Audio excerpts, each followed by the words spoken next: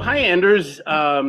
It's great to have you here today for this session that we're going to do on art as an asset class. And I think, I'm really pleased to be here. I'm Derek, of course, Derek Collins, Dean of the Faculty of Arts at the University of Hong Kong. And I'm delighted to be here today with Anders Petterson, who's the founder and managing director of ArtTactic. I do think many people here will probably know something about ArtTactic. They've probably read your reports or your statistics, but maybe they don't know you in Asia so well. So I'm really delighted to have you here today. And what we're doing is Anders and I are going to have a series of conversations around art as an asset class and different ways to sort of think about art as an asset and investment. And we hope to go into much more depth into some key areas. We really want to think about different strategies and platforms for art as an investment, understand new collecting and ownership models, which are really serving every price point, perhaps as never before. Learn about different ways to unlock value of art while holding it. And in fact, even explore some of the things happening on the internet with blockchain and other kinds of platforms that are truly seeing an emergence of many different kinds of companies in this space as never before. So there's a lot to talk about, and today we're just gonna touch on a few key issues. But maybe before we start, Anders, I could just ask you to say a little bit about your background. You were in banking, I know, before moving into the art world. Maybe talk a little bit about your background and how you founded ArtTactic and what you think ArtTactic is really doing for the market. Excellent, Derek. Well, thank you very much. I'm super excited about having the opportunity to have these conversations, and I'm really looking forward to the next hour or so. So my background, so we actually, ArtTactic is now celebrating its 20th anniversary this year. So we've been around since 2001. As you said, I came from a financial background, used to be at JP Morgan in the 90s, and decided, I guess, as a sort of when my time came up, that I wanted to do something slightly different. And ArtTactic is, in a sense, it's kind of a hybrid of two interests, and my interest in contemporary art and the market side, which is more maybe initially in my career was tilted towards the financial markets. But I realized actually there's a very exciting parallel also in the art market. So ArtTactic, the origin was to try to use data, and data has always been my passion. It's something that since a young age, I loved creating graphs while other people were drawing houses. So I kind of continued that passion, and in a sense, ArtTactic is, as I said, almost like a kind of a equity research setup, which is a lot of the language we're using is very similar to what you typically would see in the financial world, but obviously the tools we're using and the data we're using is very different. And that sort of leads us into this sort of, I guess, the second pillar that we have in addition to research and data is education. We believe that, and part of the reason why we're doing this today is really the kind of emphasis of the importance of, educating people to how to use the data, how to understand the market. Because from the outside, I think, it is a complex, and it's also kind of layered, and it's non-transparency in many ways. It's not only linked to the fact that there's not that much data out there. It's also linked to the fact that the signals that people, the art world sends out to the world, it's not that easy to understand, and it's not that easy to identify. So ArtTactic is really, the purpose is to try to package information, use analytics. And when we talk about, people talk about data and things very sort of typically that data is really about, transactions, but we think about data as everyone who participates in the art world somehow leaves a footprint. And for us, these footprints are data. And part of what we're trying to do is to kind of create structure around these data, try to storytell through data, which ultimately has brought us into sort of a position now with 20 years that I think we've seen as an independent source. We are purely focusing on research. We don't buy and sell art directly. We are advising and we are educating. And I think, over the last 10 years, and we'll probably talk a little bit more about kind of the evolution of the market, but the need for data has changed significantly. I would say particularly since sort of the last financial crisis in 2009. And the art world in general is becoming more professional. There are more industries from the outside the art world that is looking at the art world, and they need different decision-making tools. They need evidence. They need other things. Terrific. No, I mean, from my perspective, I think the education side of this is really key, not just because I'm a dean, but because you see here what's happening in the art world is that, you know, a lot of decisions are being made on, to me, what seems like partial information. In other words, an understanding of some information, and there's some, you know, for example, auction price data, for example, there's certainly much use is being made of that. But when you compare what's happening here in terms of just the knowledge and the dialogue around data and the art world, it's very different than in New York or in London. I mean, it's, you know, it's a newer market here, sure, but I do feel like there's this need to understand what data are available, and then what are the various interpretive strategies around that data, as well as the different kinds of research that can be done. So it's not that nothing's happening here, by no means. I'm not suggesting that. I'm just saying that I do feel like there's more depth that could really be brought to the understanding of data, especially as we look at this market in Hong Kong, which is exploding and really, really taking off. And so, and then you see things which I hope we talk a little bit about later too, that are directly related to that. Certain kinds of services around art are really underrepresented in Hong Kong. You don't really have, you know, independent service providers of valuation and appraisals in the way that you do in New York. But for that, you need data, and you need independent data, and you need, you know, objective analysis of that data. And then, of course, that supports, you know, so many other industries related to art. So anyway, I feel like your company's goals and my goals as an educator are very much aligned. That it is about really education and the value that will bring. That will kind of enhance everyone's engagement with art. I personally believe everybody should own art. I do believe everyone should engage and buy, but I think data are really important to understand what you're buying and why, and then, you know, how to think about that. Well, let's talk a little bit maybe about what's going on in Hong Kong right now and the Asian markets generally. Where are we today? Exactly. I mean, I think obviously the world has gone through a very tricky 12 months, you know, and still is in most part of the world. I guess where you are is slightly better than here in the UK or in Europe in general, which we're still in lockdown.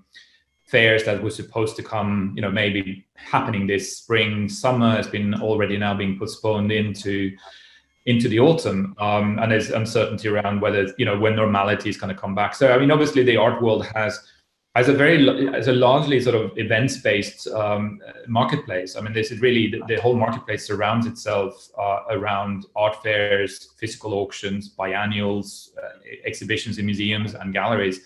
And that has obviously totally been disrupted in many parts of the world, which meant that the normal way for the art world to function it's been dislocated and disrupted. I think obviously, and maybe there's a kind of discussion for another session, but there's been also an incredible amount of innovation.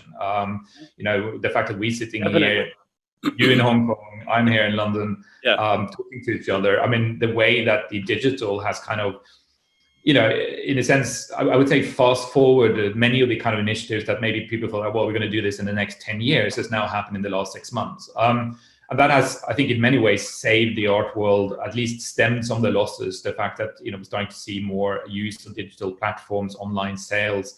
Sotheby's, Christie's and Phillips had, you know, the online only sales broke through $1 billion this year, up 500% from 2019. So it's not all bad. And I think many of these things becomes kind of legacies for the future.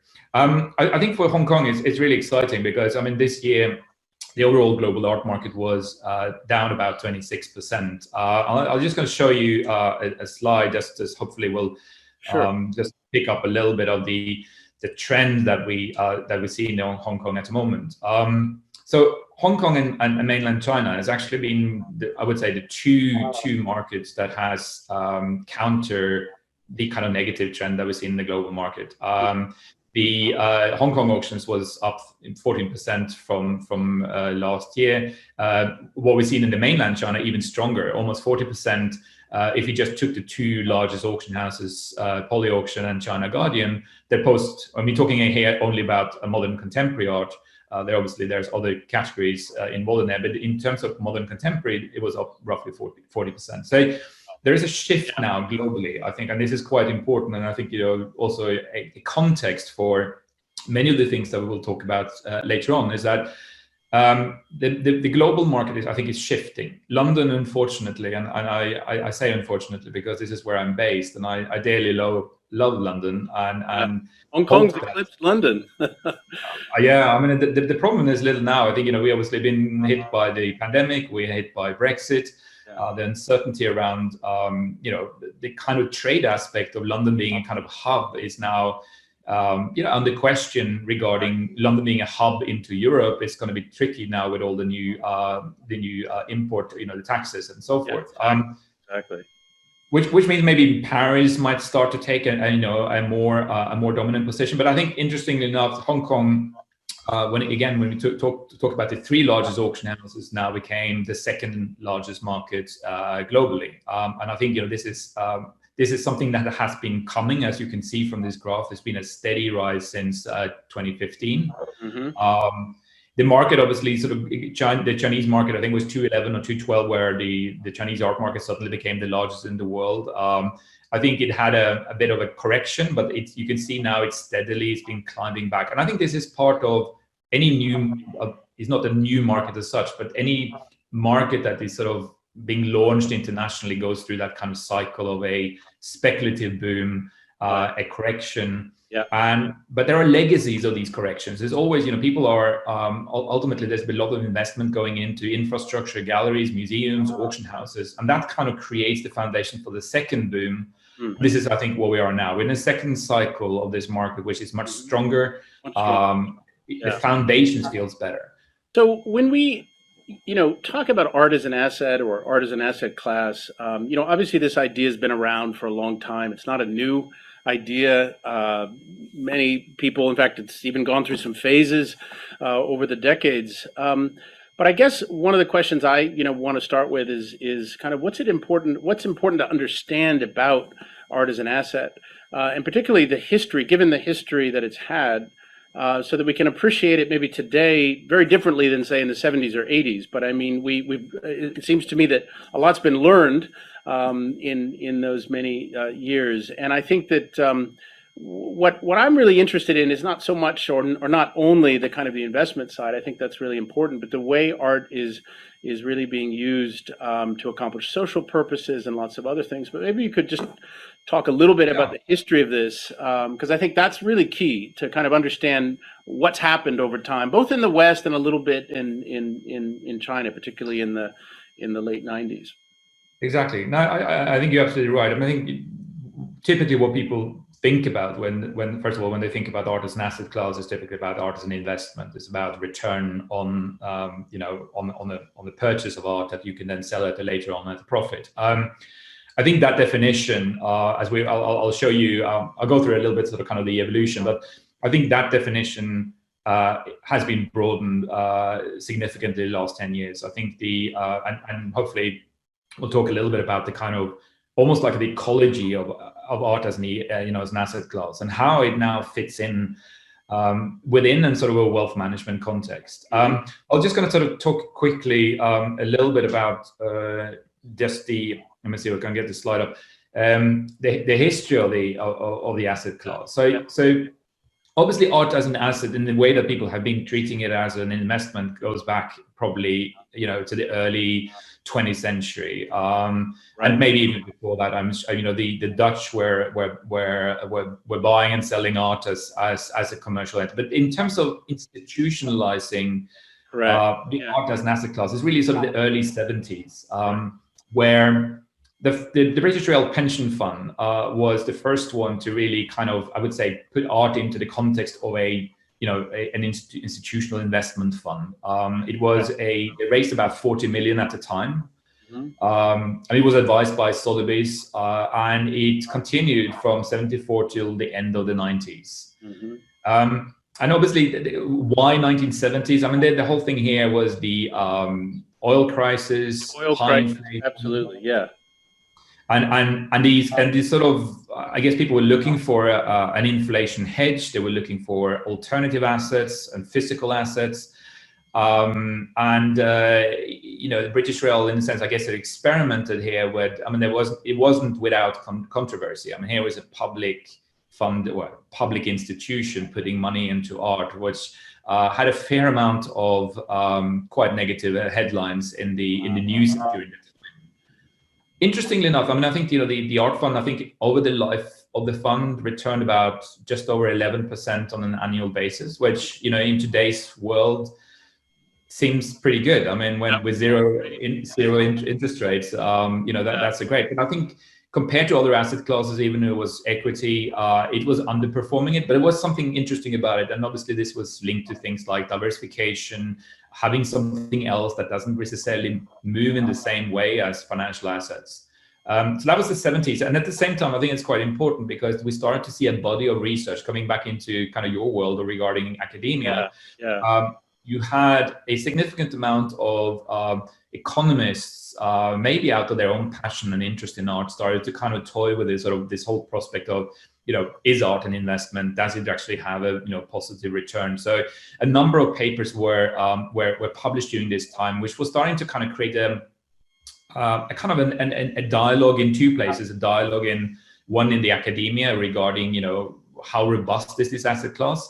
But also then we had this practical example of the British Rail Pension Fund, which in a sense all the way up till 2000 was the really only kind of track record that was out there. There wasn't really any examples of someone who has managed to study. Yeah, exactly.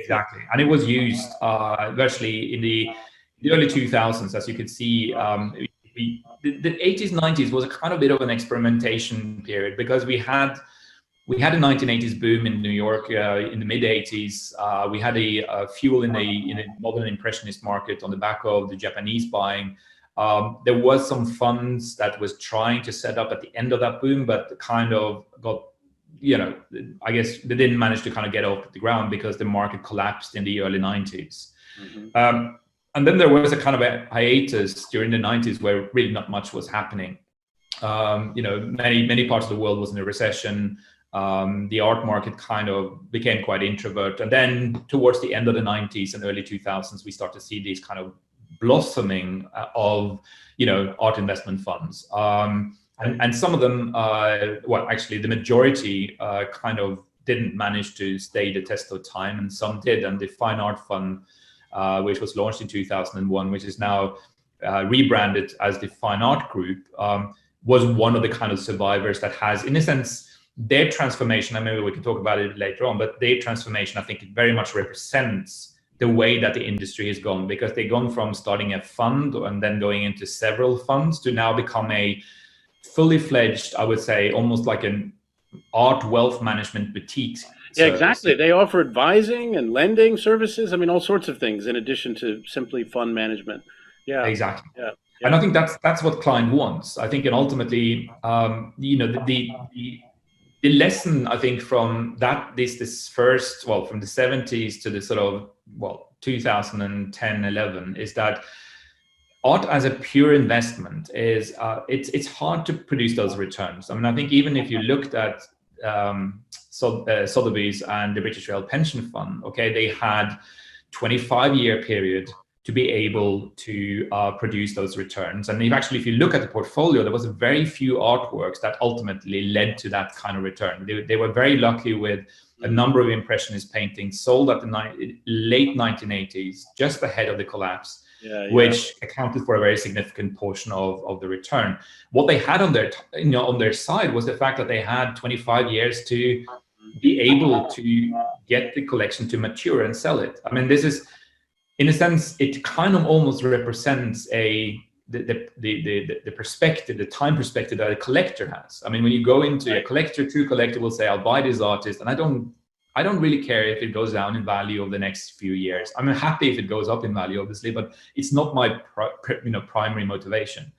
The problem with most art investment funds in general is that, to try to lure investors into investing for a 25-year period, it's going to be quite a tough. Exactly. You got to have a shorter holding period, right? They want like 3 to 5 years or something like that. Yeah. Exactly. And then that becomes a problem for the art world, because a shorter holding period or shorter duration of the funds means that the art funds and their investment hasn't really got much time to mature and to actually have the chance of increasing in value. Right.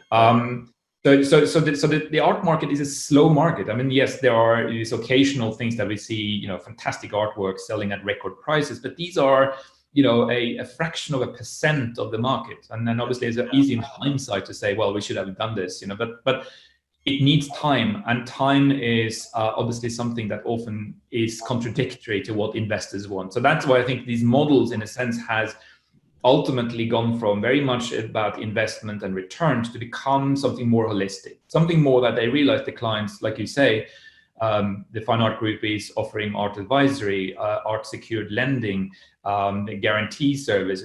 There's so many things that they do now in the art world, which is kind of, I guess, addressing different aspects of a collector's and or an art owner's life, in a sense. Right. The other thing that's interesting in this slide too, particularly with some of the funds in the later period, the consolidation period, is the variety of the different kinds of funds, like Taroche de Leon, for example, focusing on emerging artists, and it does have it's already combined with a kind of social purpose, or at least a social impulse. It's more than just purely collecting old masters or something like that. They really are kind of thinking about art, cutting it and slicing it in different ways, and so not just different categories of collecting, but really thinking about things like emerging markets, like other parts of the world that might be less well represented in an art collection. And then the other thing I just wanted to mention from this slide too is so you mentioned the Chinese art investment fund, and this does kind of blossom and then collapse relatively quickly in the latter part of the 2000s. I think to a large extent because of authentication issues and other things like that. I mean, as we know, the market isn't exactly regulated, but I think in mainland there were real issues with authentication, and so art funds they struggled. Investment funds, I think, struggled quite a bit. As a result. So that just kind of dries up, along with the various art exchanges that kind of appeared and disappeared in China. I think also I think some of these things it's something that probably will change in the current cycle. I think art as an investment will always be one of the aspects why people want to be involved in this market. I don't think the purely true collector who just doesn't care about the financial aspect at all, I think that is a very, very small minority of people out there. I think people, like if you buy a car, you want to make sure that, not necessarily that the car's value go up, but you want to make sure that what you buy holds its value or has a value. And then the same thing.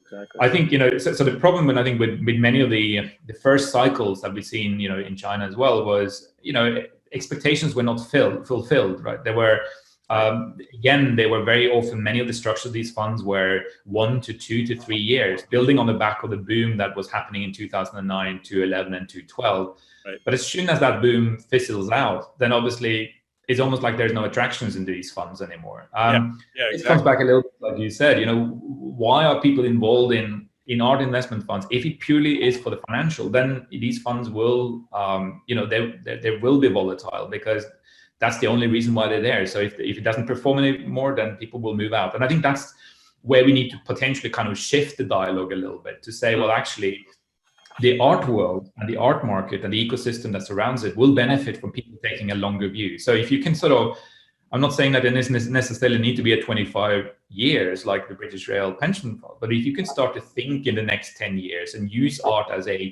almost a kind of a saving tool, or a tool for store of value.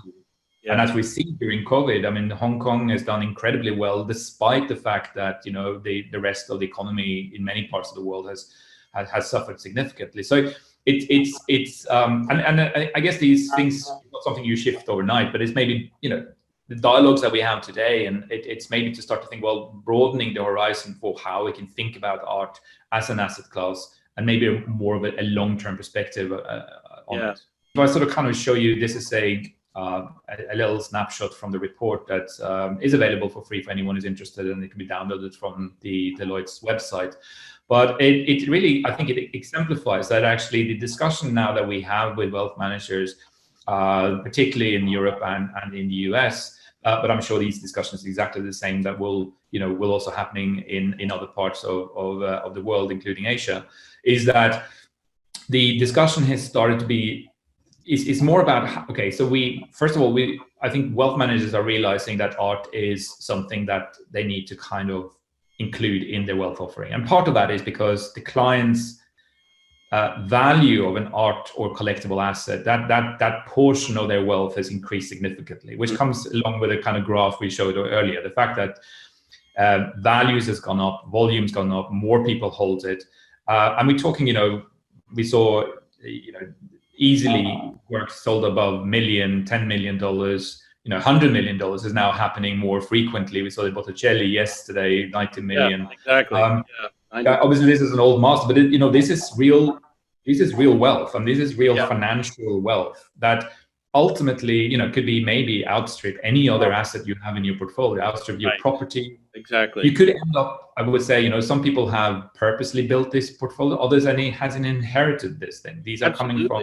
Yeah, and I've certainly heard many stories where people have inherited works that suddenly become so expensive they don't have the resources to actually manage them, and really actually need to get rid of them, because between insurance and the other sorts of things they need to do, it's just too expensive.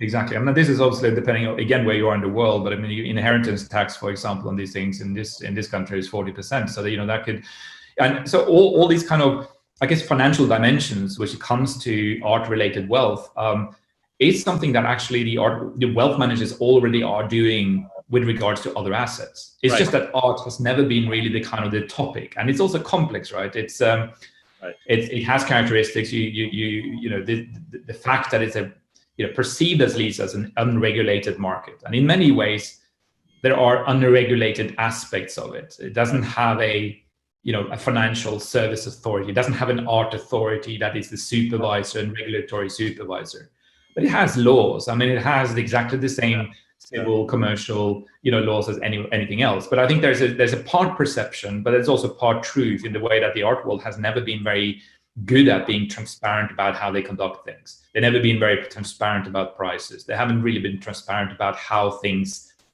what constitutes fair value, even if we can sort of talk about the concept. So I think, but coming again back to the discussion, I think, what we're really now talking about is a much more holistic way of thinking about it, all the way from, the investment aspect in terms of accumulating, but also in terms of how to transfer wealth from one generation to the other, do this in the proper way, doing this there might be legacies, there might be that the parents has been left with an old master collection that the children doesn't want to. I mean, it's a burden. I mean, if you have 200 paintings in a collection, I mean, the burden for the next generation, potentially, if they're not interested, it could be quite significant. So what do they do with it? Do they sell it? Do they put it into a foundation? Do they set up an infrastructure to borrow that? Yeah. And all these things, I think, are kind of conversations that banks have anyway. It's just that art is kind of new. And that's where I think, the things of, like we talked about, having access to information, education, getting the wealth managers confident about this asset and providing the support for that to happen is going to be absolutely essential. Otherwise, I mean, if I was a wealth manager, I did know nothing about art, I wouldn't touch it. I mean, I would feel intimidated, and we're probably focusing on something else. Well, and I've definitely seen that, and I've heard that. I mean, from some top wealth managers here at major banks, won't name names or institutions, but where there is a real, there's a fear of, moving into an area where they have no expertise. So I would assume they just outsource it.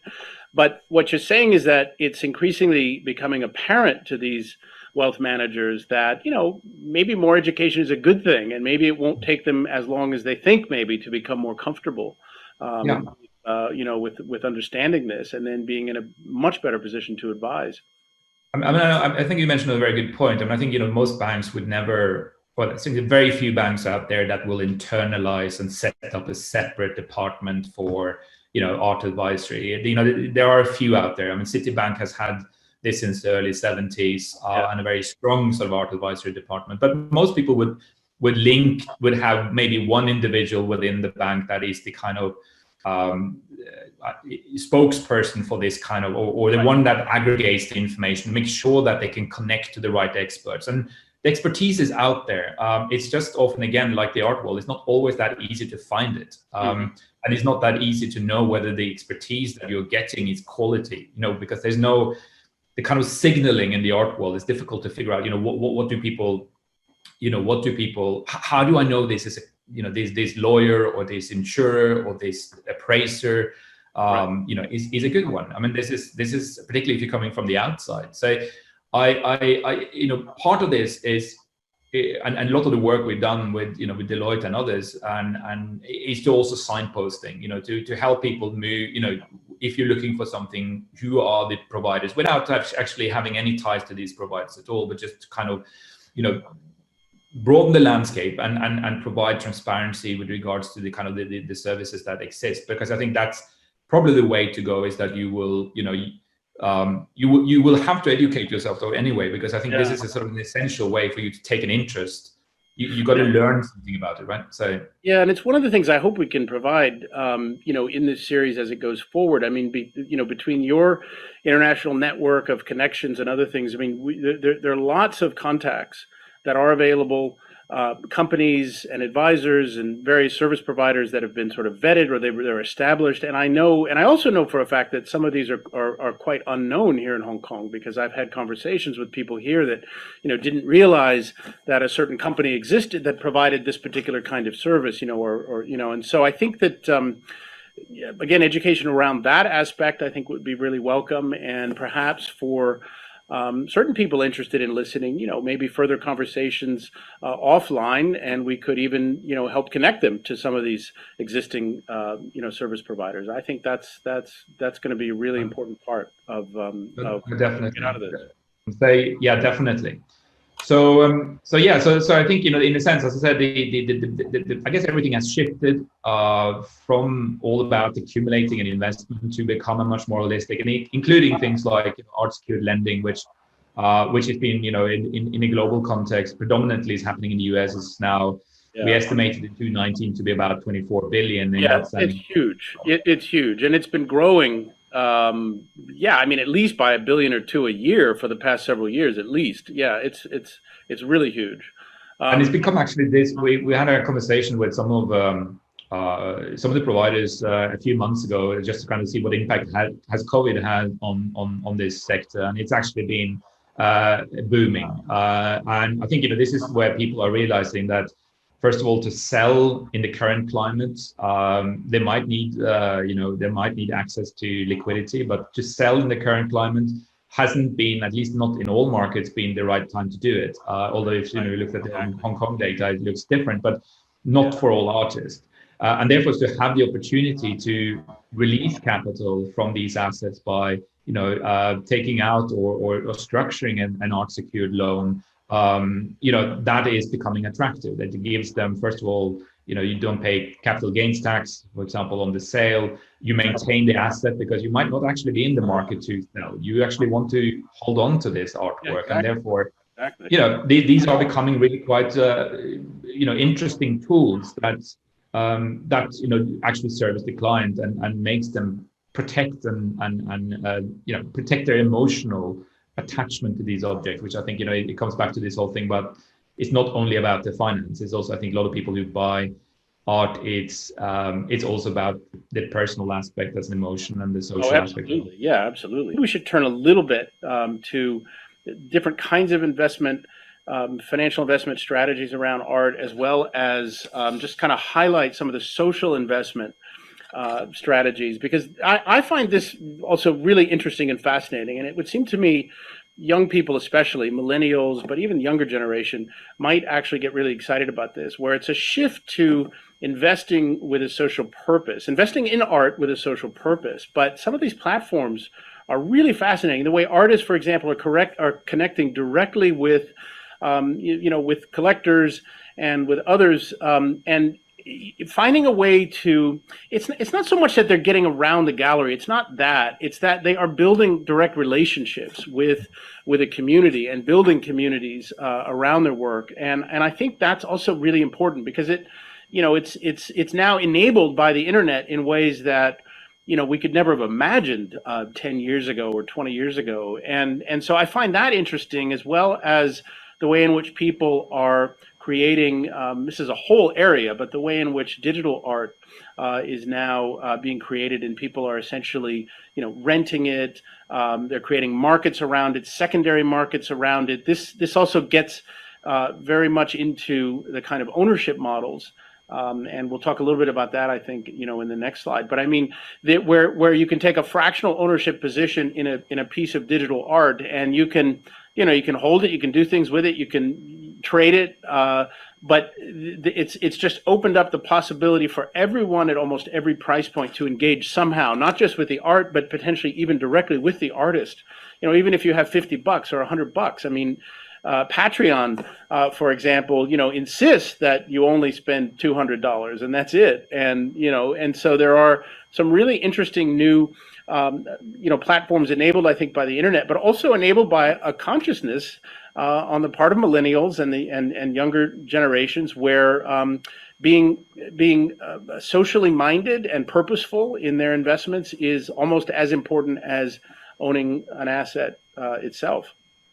Definitely. And I think maybe this is even during this last 12 months, we've done a number of research. We just launched something in October looking at kind of buyer behavior, and particularly among younger individuals. And it's interesting to see the shift during the COVID pandemic, that how people's reasons for buying was actually moving towards support, from being consumption as a consumption for my more kind of a selfish purpose, to be actually, I'm buying here because I know these artists. I obviously I do it for the fact that I like art, but I also buy it because I feel I was supporting something. And I think these new models, as you mentioned, like Patreon and many others, are combining these sort of almost like a kind of a new model for being a patron. I mean, Patreon has always in the past been about big museum institutions, private museums built by very wealthy individuals, but I think this sort of the concept now of being a patron has, and I think this has been again fueled by technology such as Kickstarter and many others who, you build a fan base, and it comes from, again, the incredible growth in social media and followers and likes and interactions that are now being driven through social media. I mean, we had this global project called the Artist Support Pledge, which is an incredible initiative set up by a UK-based artist, basically saying, offer only artworks for sale. It cannot be more than £200, I think $250. And every time you sell 4 or 5 works, I think you are committed to buy another work as an artist, buy another work from another artist. That's right. And this creates an enormous amount of money. First of all, I think people are buying it because they feel they're supporting. Secondly, the price points are so low now that people feel that actually this is something I can afford. I mean, obviously we're talking about small limited editions, maybe a little drawing, but really interesting works. And I think this sort of sense of purpose is something that we, particularly regarding the younger generation, will need to look into if we're going to start to think about the art as an investment. I think, and if we sort of just going to share a slide just to look at that kind of space. We have, I guess, at the moment, sort of new age models. We have the financial investment that you mentioned, fractional ownership. You mentioned the fact that people can now be partakers, investors in artworks as a shareholder. Yeah, that's fantastic. Well, Anders, I mean, I really look forward to the next conversations that we have, because this is really exciting, and I feel like it's a bit of a journey for the two of us too. But I'm really excited to spend time with you today and talk. And we just want viewers that are interested to be in touch with us and share their thoughts and ideas. And I look forward to working with you on the next segment. And really, thanks for being here today. Really, it's my pleasure to talk with you.